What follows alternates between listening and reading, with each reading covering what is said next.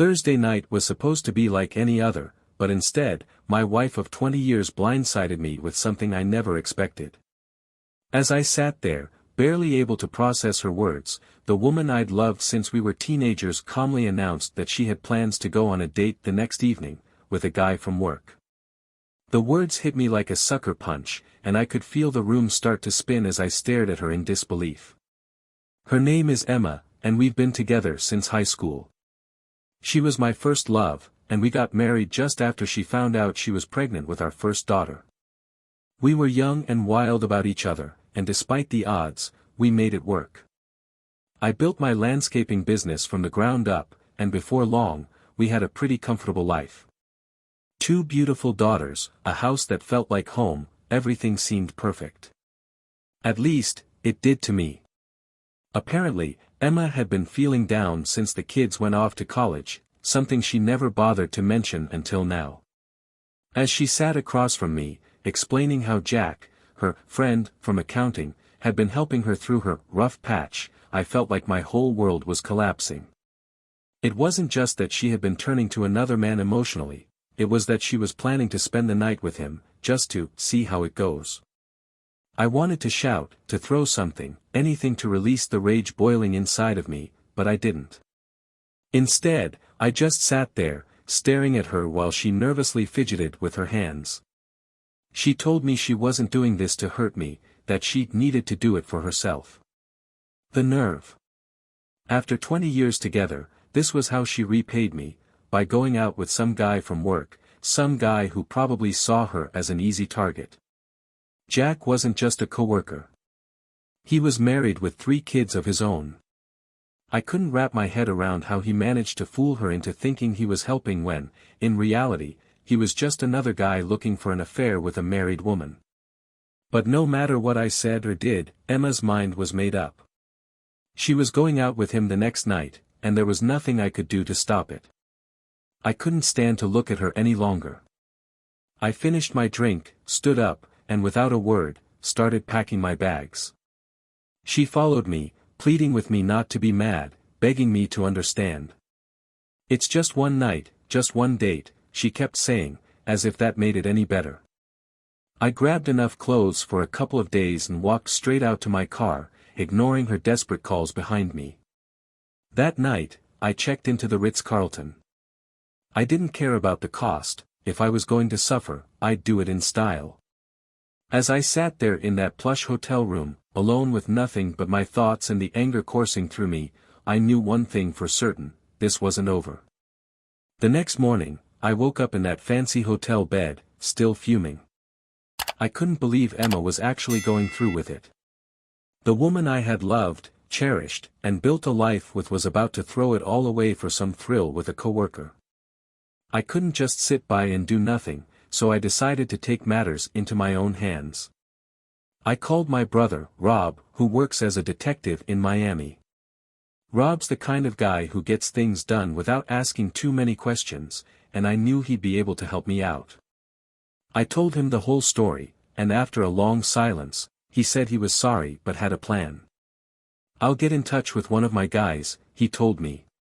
"James Foster, he's a private investigator I trust. He'll tail her, get everything we need on this Jack guy. You'll have all the details by tomorrow morning." Hearing Rob's plan made me feel a little better. If Emma was going to betray me, at least I'd have the proof. I wanted to know everything about this Jack, and more importantly, I wanted Emma to see the consequences of her actions. It wasn't just a date. It wasn't just one night. It was a full-blown betrayal, and I wasn't going to let her off the hook so easily. While Rob worked on getting the private investigator lined up, I decided to take another step. I called Nick, one of my old buddies who had been through a nasty divorce a few years back. Nick was a no-nonsense guy, and I knew he had turned to a few less-than-orthodox methods to get through his rough patch. I asked him for a number for an escort service. Yeah, that's right.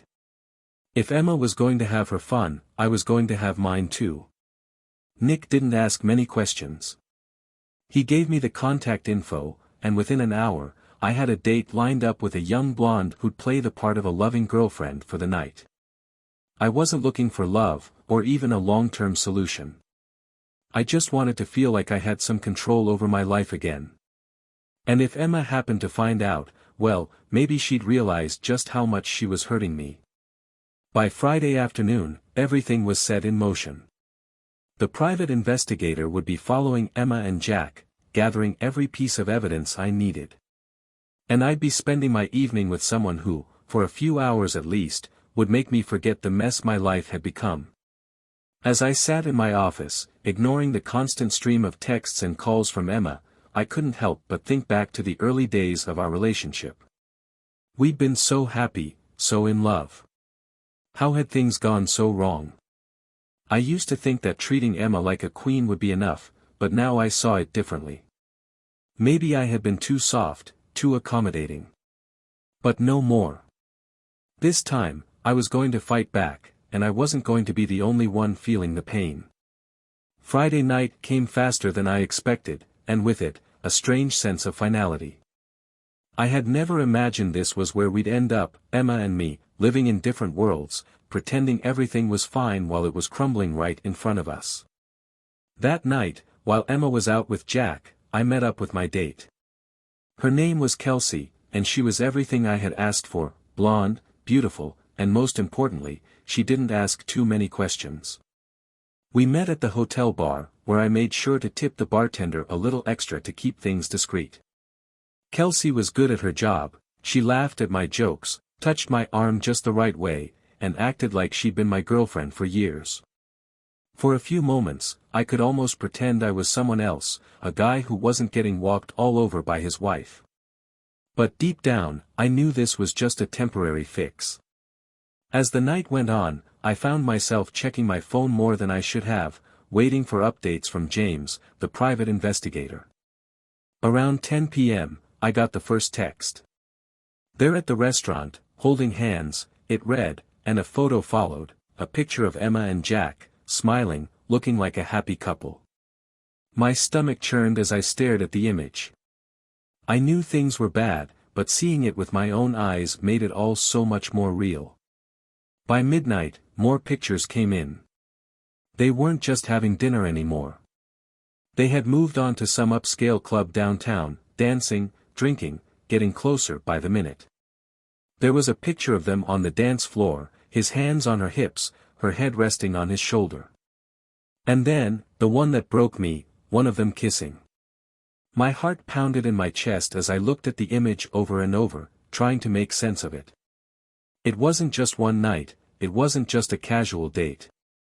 Emma was betraying everything we had built together, and she didn't even have the decency to hide it. I took a deep breath, trying to keep my cool in front of Kelsey. I didn't want her to see how much this was tearing me apart. I had to play it smooth, keep up the facade. But inside, I was falling apart. Meanwhile, James was still sending me updates, videos now. He had managed to capture them dancing closely, her body pressed against his hands roaming in places that should have been reserved for me, her husband. The pain was unbearable, but I couldn't stop watching. I needed to know every detail, every betrayal, because this wasn't just about Emma anymore. It was about me taking control of a situation that had spiraled far beyond anything I could have imagined. I barely slept that night. Kelsey left after a couple of hours, and while she helped distract me for a little while, it wasn't enough. I lay in that expensive hotel bed, staring at the ceiling, replaying every kiss, every touch, every laugh Emma had shared with Jack. By the time morning came, I knew one thing for sure, the woman I thought I knew was gone, and there was no going back to the way things were. Saturday morning came with a dull ache in my chest, but my resolve had only hardened. I had all the evidence I needed now, and there was no denying what Emma had done. James had sent me a full report, photos, videos, even a background check on Jack. Turns out, this wasn't his first time messing around with married women. He'd been caught twice before, but his wife Lydia had forgiven him each time. Some people never learn. I couldn't stand the thought of just sitting around waiting for Emma to come home, so I decided to confront the situation head-on. If she was out living her fantasy with Jack, then I had every right to make sure his wife knew exactly what was going on. Armed with the address James had provided, I drove to their house, adrenaline pumping through my veins. When Lydia opened the door, she looked like she wasn't sure if I was there to sell something or ask for directions. She was younger than I expected, maybe mid-30s, with 3 little kids running around inside. It took every ounce of restraint not to feel pity for her, knowing what her husband was doing behind her back. "Hi, are you Lydia?" I asked, trying to keep my voice steady. "Yes, and you are." She looked confused, clearly not expecting a stranger at her door. "I'm Mike. Your husband, Jack, works with my wife, Emma. I'm sorry to have to tell you this, but right now, they're out on a date. I hired a private investigator, and I have photos. I thought you deserved to know." Lydia's face paled. She stood frozen for a moment, processing what I'd just said. You're sure?" she stammered. "I wouldn't be here if I wasn't. I have everything documented. I can show you the photos if you want, but I thought it was better to tell you in person." For a moment, it seemed like Lydia was going to collapse. She steadied herself against the doorframe and motioned for me to come inside. We sat in the living room, surrounded by the sounds of her kids playing in the next room. I explained everything, how I found out, what the private investigator had uncovered, and how I'd been blindsided just like her. Lydia wiped away tears as I finished. "This is the 3rd time," she whispered, almost to herself. "I can't believe he's done this again." I didn't know what to say. What could I say? We were both victims here, caught up in something neither of us had seen coming. I gave her my number, told her to call if she needed anything, and left feeling a strange mix of sadness and satisfaction. Jack was going to get what was coming to him, and if Emma had any shred of decency left, she'd feel the sting too. When I got back to my hotel, I found a note from the concierge. Emma had been trying to reach me again. I blocked her number the day I left, but she was persistent, clearly not understanding just how much damage she'd already done. I sat down at the hotel desk and wrote her a letter. It wasn't an apology or an invitation for reconciliation. It was a cold, hard statement of facts. "Emma, our marriage is over. You made your choice, and now I'm making mine. I'll be home tomorrow to discuss the details, but as of now, you are no longer my wife in any way that matters." I left the letter at the front desk with instructions for them to give it to her if she showed up again. Then, I poured myself another drink, letting the burn of the alcohol remind me that this was real. There was no going back. Sunday morning came, and I knew I couldn't avoid going back home any longer. The thought of walking into that house, knowing what had happened, made my skin crawl. But I had to face it, face her. I packed up my things from the hotel, left a generous tip for the staff, and headed back.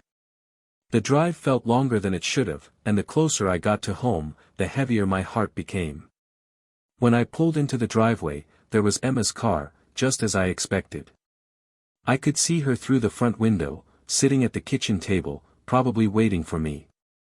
I took a deep breath, bracing myself for the conversation I didn't want to have, but needed to. I walked inside, and she immediately stood up, her eyes red from what I assumed was a long night of crying. "Mike, we need to talk," she started, her voice shaky, but I held up a hand to stop her. "There's nothing to talk about, Emma. You made your decision. You went out with him. You crossed the line, and now we're done." She looked at me with a mix of desperation and guilt, but there was also something else, confusion. "It wasn't like that, Mike. We just had dinner. It was just one night. I didn't sleep with him. I swear it." I stared at her, the anger simmering just beneath the surface. "Do you really think that makes it any better? That you didn't sleep with him? You went out with another man, Emma. You held his hand, you kissed him. I've seen the photos. I know everything. Her face went pale as she realized just how much I knew. You had me followed. I did. And it was the best decision I've ever made, because now I see the truth. You're not the woman I married anymore. And frankly, I don't care if you slept with him or not. You betrayed me, our marriage, and our family. Emma collapsed back into the chair, tears streaming down her face. I'm sorry, Mike. I don't know what I was thinking. I felt so lost after the girls left. I needed to feel something, anything. I shook my head. You should have come to me. We could have worked through it together, but instead, you went to him. You chose him over me, over everything we built. And now it's too late. For a moment, the room was silent except for her quiet sobs. Part of me felt sorry for her, but most of me was just numb. I had spent the last few days trying to figure out how to handle the situation, and now that I was here, it was clear. There was no fixing this. She had made her bed, and now she had to lie in it. I'm not staying in this marriage, I said finally. I'll have the divorce papers drawn up this week. We'll split everything fairly, but I can't stay married to someone I can't trust. Emma looked at me with wide, panicked eyes. Mike, please. I'll do anything. I'll go to counseling. I'll never speak to Jack again. Just give me one more chance. Please. I stared at her, seeing the woman I had loved for 20 years, the mother of my children, reduced to this. But it wasn't enough. Her words meant nothing now. No, Emma. It's over. Emma didn't say anything else after that. She just sat there, her face buried in her hands, sobbing. I wanted to feel something, anger, sadness, maybe even regret, but all I felt was relief. I was done. I walked upstairs, grabbed a few more things, and left the house without saying another word.